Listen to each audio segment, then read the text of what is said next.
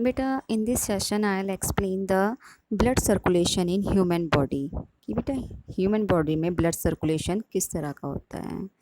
बेटा in our body heart is four chambered. जो हमारी बॉडी में जो हमारे हार्ट होता है वो बेटा फोर चैम्बर्ड होता है, फोर चैम्बर्स में डिवाइड होता है।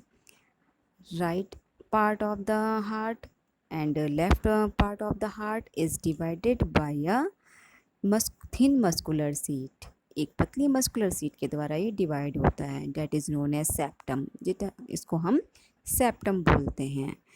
और जो इसका जो इसके एट्रियम और वेंट्रिकल्स होते हैं, these are separated by valves. वो वॉल्व्स के द्वारा सेपरेट होते हैं। बेटा जब हमारे हार्ट्स की जो मसल्स होती हैं वो कॉन्ट्रैक्ट हो जाती हैं, जब वो सिकुड़ जाती हैं तो क्या होता है, लंग्स से ब्लड पल्मोनरी वेन में आ जाता है। Pulmonary vein brings the oxygenated blood from the lungs. और ये किस तरह का होता है, ऑक्सीजनेटेड ब्लड को करती है। अब आप कहेंगे कि मैम आपने तो कहा था कि वेन्स कैरी डीऑक्सीजनेटेड ब्लड। बेटा वेन्स जो होती हैं वो बिल्कुल सही है कि डीऑक्सीजनेटेड ब्लड ही कैरी करती हैं, बट जो पल्मोनरी वेन होती है वो एक एक्सेप्शनल केस है। पल्मोनरी वेन में आपके ऑक्सीजनेटेड ब्लड होता है और जो पल्मोनरी अर्टरी होती है उसमें डीऑक्सीजनेटेड ब्लड होता है।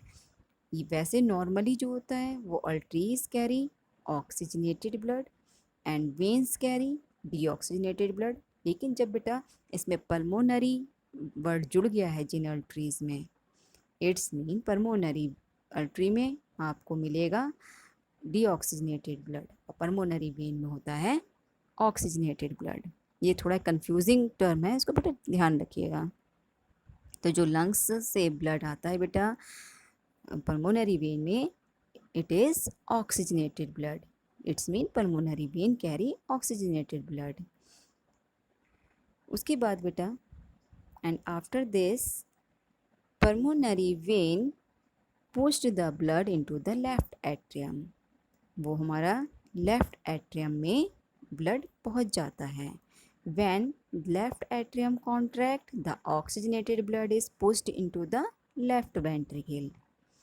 जब लेफ्ट एट्रियम की जो कॉन्ट्रैक्ट होता है, वॉल्स होती हैं वो कॉन्ट्रैक्ट हो जाती हैं, तो ऑक्सीजनेटेड ब्लड बेटा नीचे वाले पार्ट में, हार्ट के नीचे वाला पार्ट जो लेफ्ट वेंट्रिकल उसमें पहुंच जाता है।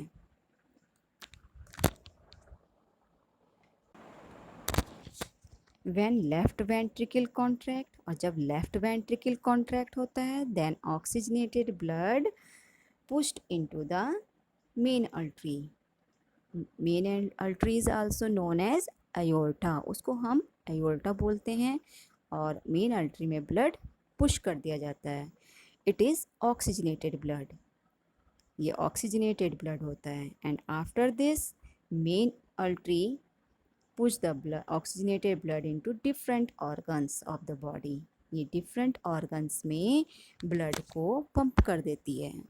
जहाँ पर बेटा क्या होता है, जितने जो हमारे डिफरेंट ऑर्गन्स होते हैं, डिफरेंट ऑर्गन्स की सेल्स होती हैं, they use the oxygen of the blood. उस ब्लड की ऑक्सीजन को एब्जॉर्ब कर लेती हैं। देन ब्लड बिकम डीऑक्सीजनेटेड, और फिर वो ब्लड जो होता है वो डीऑक्सीजनेटेड हो जाता है, यानी कि उसमें कार्बन डाइऑक्साइड की मात्रा अधिक हो जाती है और ऑक्सीजन की मात्रा कम हो जाती है। बेटा these deoxygenated blood carry by the main vein. The other name of main vein is vena cava. इसको हम वेना कावा कहते हैं। It's mean the vena cava carry the deoxygenated blood from the different body organs. वो different body organ से जितना भी deoxygenated blood होता है उसको कैरी कर लेती है and pushed into the right atrium, और उसको हार्ट के राइट एट्रियम में भेज दिया जाता है वेना कावा के द्वारा डीऑक्सीजनेटेड ब्लड को। Then the muscles of the right atrium contract, जब जो राइट एट्रियम की मसल्स होती हैं वो कॉन्ट्रैक्ट होती हैं, then the blood is pushes into the right ventricle, वो राइट वेंट्रिकल में पहुंच जाता है वो blood. This is it, and the blood that is found in right ventricle, it is also deoxygenated, वो भी deoxygenated blood होता है. And after this the pulmonary vein carry the deoxygenated blood from right ventricle. फिर आपकी जो pulmonary artery होती है वो राइट वेंट्रिकल से डीऑक्सीजनेटेड ब्लड को कैरी कर लेती है, and this deoxygenated blood sent into the lungs for the purifying, और प्यूरीफाई होने के लिए ये ब्लड फिर से बेटा लंग्स में भेज दिया जाता है. In the lungs deoxygenated blood release it's carbon dioxide and absorb fresh oxygen from air, so blood becomes oxygenated. जब बेटा लंग्स में क्या होता है, और कार्बन डाइऑक्साइड को ब्लड में रिलीज़ कर लिया जाता है, और वहाँ से ब्लड से ऑक्सीजन को जो लंग्स होते हैं वो ऑक्सीजन एब्जॉर्ब कर लेते हैं और फिर से उसको ब्लड में पहुँचा देते हैं. ब्लड जो होता है वो ऑक्सीजन रिच हो जाता है फिर से, and oxygen rich blood is known as oxygenated blood, वो ऑक्सीजनेटेड हो जाता है. This oxygenated blood again send to the left atrium of the heart by pulmonary vein for the circulation in the body, और फिर से ये pulmonary vein में पहुंच जाता है. इसी तरह से ये प्रोसेस कंटिन्यूसली बेटा हमारी बॉडी के अंदर चलता रहता है. This process is known as blood circulatory system. इसको हम ब्लड सर्कुलेटरी सिस्टम कहते हैं.